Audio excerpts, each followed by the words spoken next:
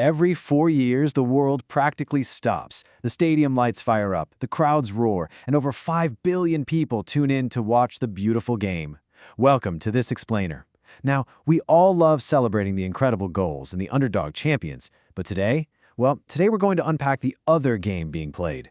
We're talking about the massive, hidden financial machinery operating behind the scenes, driven by global corporations, broadcasting giants, and absolutely astronomical investments. Okay, let's just start with this mind-bending revenue projection for the 2026 tournament. $10.9 billion. And yes, that is with a B. To put that into perspective, that is a massive 56% jump from the 2022 World Cup in Qatar, which generated around $7 billion. When you consider that just a few decades ago, tournament revenues were a tiny fraction of this, it really proves how the World Cup has evolved into a virtually bulletproof billion-dollar business. The money just keeps climbing, tournament after tournament.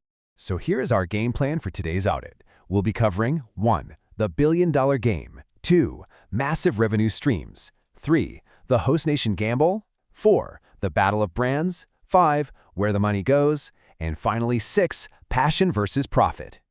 Let's kick things off with Part 1, the billion-dollar game.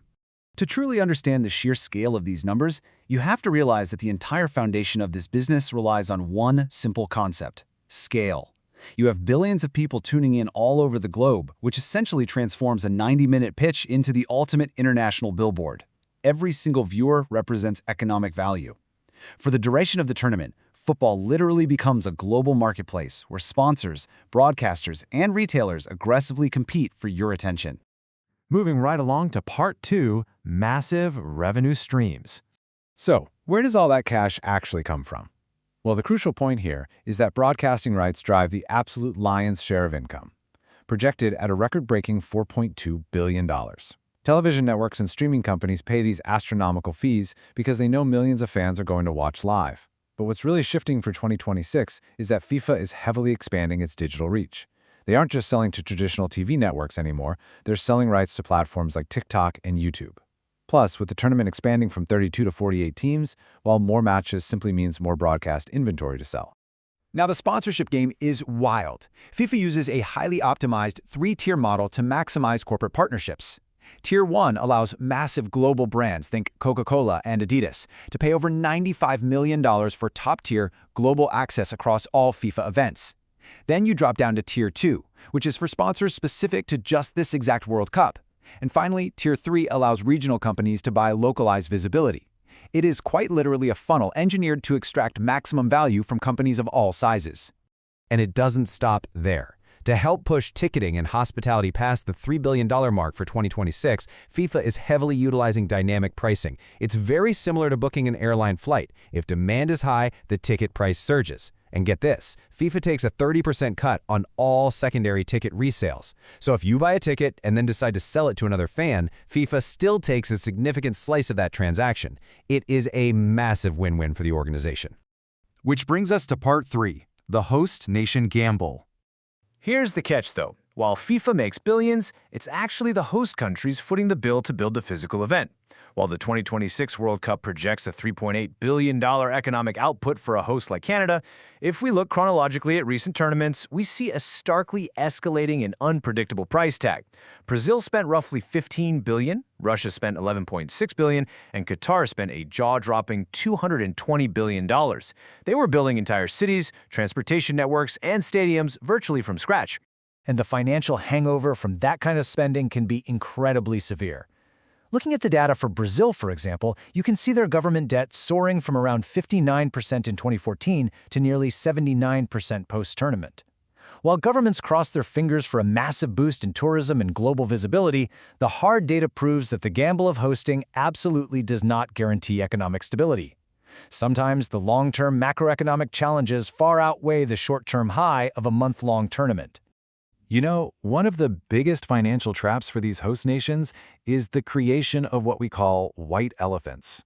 These are state-of-the-art, incredibly expensive infrastructure projects, usually these massive, sprawling stadiums that simply have limited or literally no practical use after the international fans fly home. Maintaining these empty giants ends up draining public funds for decades. All right, shifting gears to Part 4, the battle of brands. Off the pitch, there's a whole other fierce, high-stakes competition playing out. It's not between nations, but between the world's biggest sportswear giants fighting tooth and nail for consumer loyalty. We are witnessing a massive proxy war here.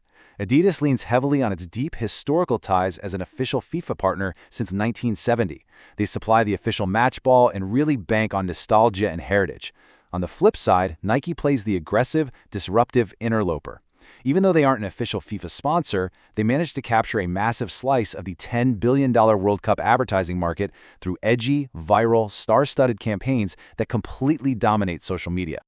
Let's move on to part 5, where the money goes. So, out of a projected $10.9 billion in revenue rolling in, how much actually goes to the competing teams? The visual disparity here is honestly shocking. The prize money allocated is only $871 million. Think about that. The competing federations, the players literally putting their bodies on the line, and the coaching staff actually receive less than 10% of the tournament's total revenue. However, to balance the sheet and be fair about the full picture, we have to acknowledge that FIFA isn't just stuffing all that extra cash under a mattress. Running a tournament across 3 massive countries like the US, Canada, and Mexico costs about $3.8 billion in pure operational expenses alone. We're talking security, logistics, and tech. Furthermore, FIFA does funnel significant funds back into solidarity payments for national federations, global grassroots initiatives, and vital women's football development programs all around the world.